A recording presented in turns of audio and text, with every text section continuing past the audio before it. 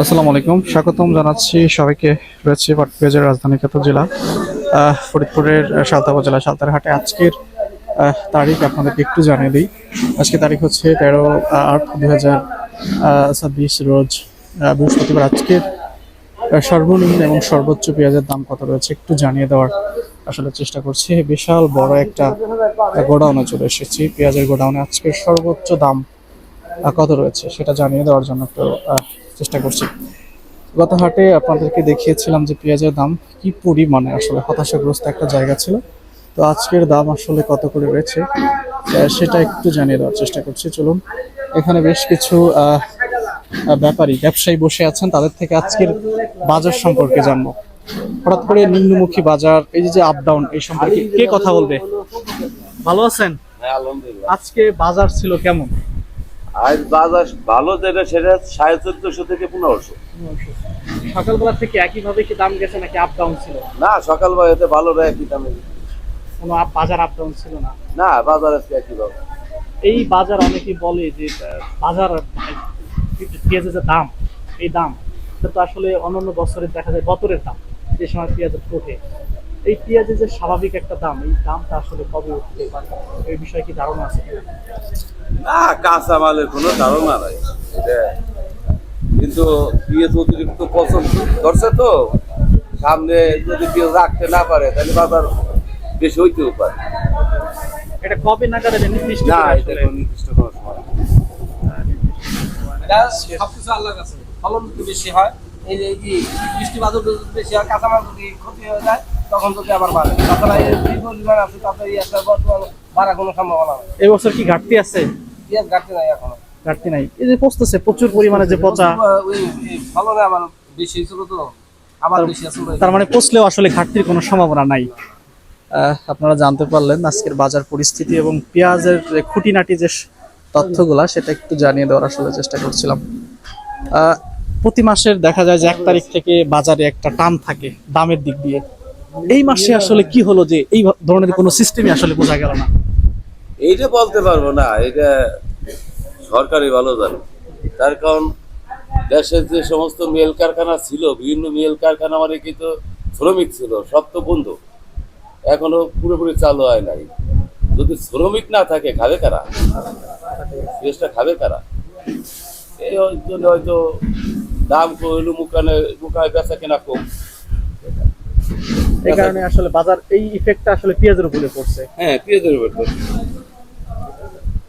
অন্যান্য চলতেছে এইভাবে থাকলে পারে মনে হয় 1 মাসের ভিতরে আর পেঁয়াজ ওই যারা ওই মেশিনে রাখছে তাকে পেঁয়াজ আর বেচা লাগবে না।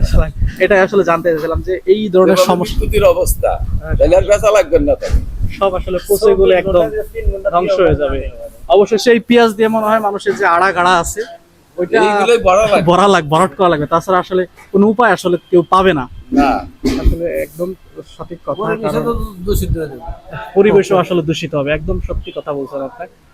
আসলে এই যে হতাশাগ্রস্ত বাজার, এই যে দাম, কত বছর দেখেন না এই ধরনের বাজার, যে শুরু থেকে এই অবধি যে 1500 টাকা আসলো, এটা কত বছর আসলে দেখেন নাই যে এই বাজার। এক কাঁচামাল প্রতি বছরে কাঁচামাল প্রতি বছরে আপ ডাউন আজ আছে। ভালো কাল খারাপ। আমি বুঝাইতে পারিনি। অন্যান্য বছরে দেখা যায় যে 1500 টাকা বছরই থাকে, দীর্ঘ একটা টাইম এভাবেই গেছে। কিন্তু পেঁয়াজের বাজারটা এরকমই, যেমন 4000-5000 টাকা মন হওয়ার পরে বছরের লাস্টে এসে 300 টাকা মন ওই বছর পেঁয়াজ বিক্রি করছে মানুষ। এর আগে এই কাঁচামালের কোনো গ্যারান্টি নাই।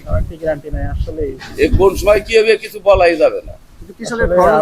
আপনি যেভাবে বলতেছেন, গৃহস্থ আসলে ভয় পেয়ে যাবে যে কি হয় না হয়। পুরোই একটা মানে আসলে ভয়ের তথ্য, যে হ্যাঁ কবে কোনো তথ্য এরকম। ঠিক আছে, ধন্যবাদ।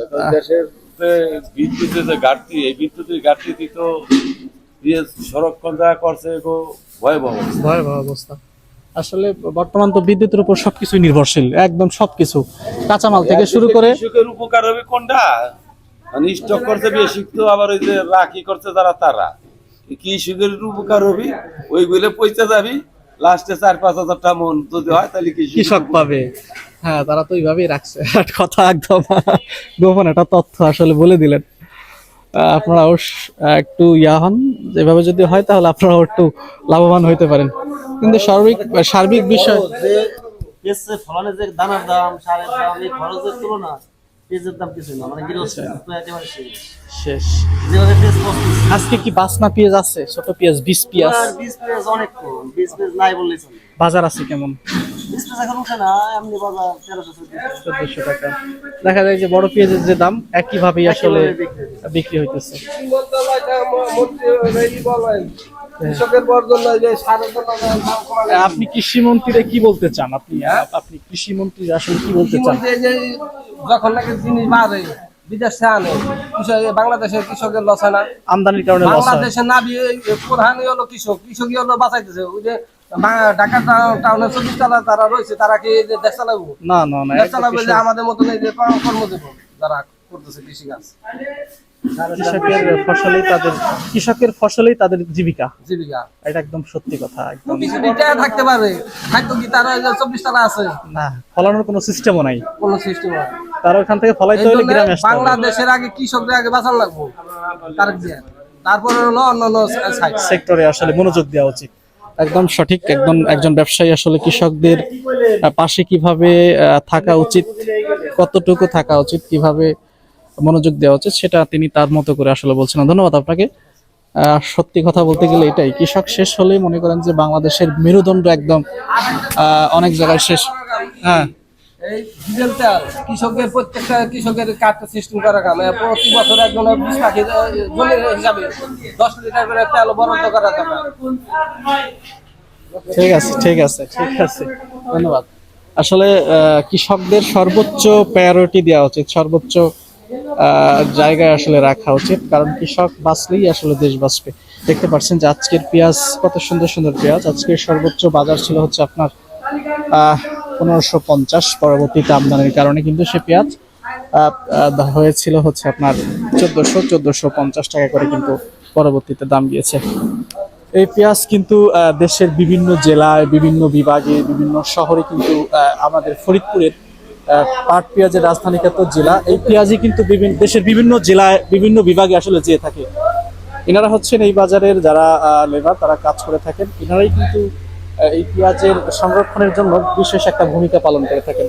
তো আজকে রয়েছে হচ্ছে আপনার ফরিদপুর জেলার সালথা জেলায়। আজকের সর্বোচ্চ দাম আপনাদেরকে একটু জানিয়ে দেওয়ার আসলে চেষ্টা করছিলাম। আজকের সর্বোচ্চ বাজার ছিল হচ্ছে 1550, পরবর্তীতে আমদানির কারণে কিন্তু সেটা কমে কিন্তু 1450, 1400 পেঁয়াজের মান অনুযায়ী আসলে দাম ওঠানামা করেছে।